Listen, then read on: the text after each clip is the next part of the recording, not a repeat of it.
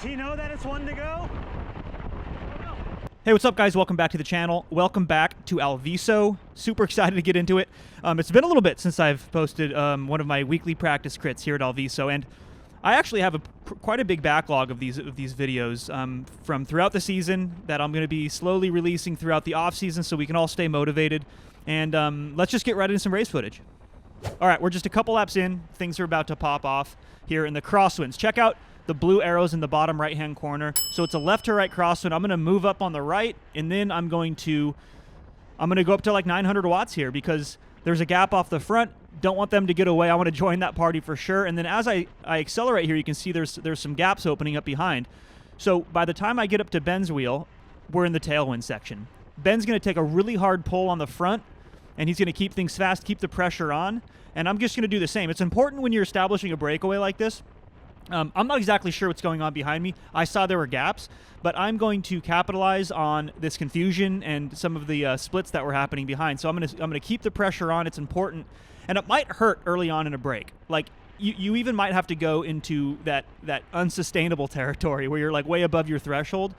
But really, what you're trying to do is crush the spirit of the chasing group, of the chasing peloton, and at a certain point, they'll just give up the chase. And then you can settle into a more sustainable effort. You can rotate nicely with your brake mates, and you can really extend that gap in a steady and smooth and efficient way. You guys know my favorite expression, consistency is efficiency. And sure enough, that's what happens. We end up in this group off the front. We're all rotating pretty nicely. There was a little bit of attacking and sitting on, skipping poles early on. I think there were like 6 of us to begin with, but it quickly sorted itself out, and we ended up being the 4 of us. That's Max, Eugene, Blaine, and myself, with this comfortable gap of something like, I don't know, 30, maybe 40 seconds off the chasing peloton. And we're still rotating nicely. This is looking really good. And it stays good until about 2.5 laps to go. That's when you see Max here taking the front, doing this weird, kind of an unnecessarily hard pull. It's not quite an attack, but I'm doing 500 watts, even in the draft, just to stay connected.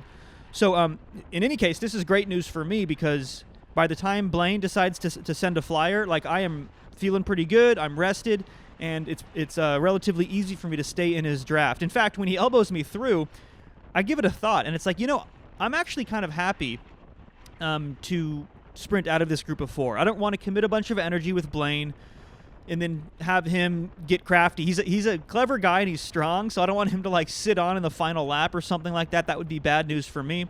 So by the time I do take the front, I'm not going easy, but I'm not going super hard either. You see it's about 300 watts. I'm still comfortably below threshold, but it's also enough to keep the speed high and keep the pressure on Max and Eugene, who are still scrambling behind to close that gap. And once they do, you can see my power drops off yet again. And this kind of marks the final phase of this race, which is when the games begin, right? No more rotating turns, no more playing nice. It's cat and mouse tactics from here on out for the final 7 kilometers or so. And in this situation with 4 riders, my general rule is if a single rider gets off the front, that's generally okay unless their gap goes out too far. Then I can solo bridge, and I try to choose like a cross or a tailwind section to do that. And I make sure to do it without anybody in my draft. That's the ideal situation. And if it's a group of 2 or more, then it just has to be shut down immediately. It's too threatening in this situation. So that's kind of my approach in the final kilometers of this race.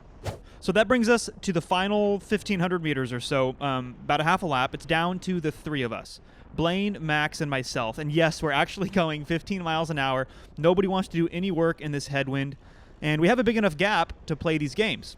Now, my perfect scenario is we come in all together for a sprint, but these other guys don't want that to happen. They have other plans, so Max sends this attack off first. And I know I said earlier that one rider off the front is fine, but now the situation has changed, right? There's only 3 of us, and I have to just shut it down immediately because now we're about 1,100 meters to go. It was funny right there. Blaine tried to do the counter. I saw it coming, and then Max accidentally kind of shut the door on Blaine, so that one was neutralized. And this is looking like a dream situation for me. Yeah, tow truck on course. It's Alviso, guys. But I know these 2 guys don't want it to come down to a field sprint. So, yeah, okay. So here goes Max again on the attack. And I just have to close it down immediately, even if Blaine is in my draft. So end up closing it down. And now we're 500 meters to go into a tailwind. This is looking good. It's funny, right here, Blaine's telling me I shouldn't sprint so fast, or I should ease into it, or something like that. But I'm just too competitive, you guys. I'm going to give it the beans. But I got to be smart about it because we're still 350 meters to go. It is a tailwind sprint, which means I need to launch a little bit earlier than I normally would.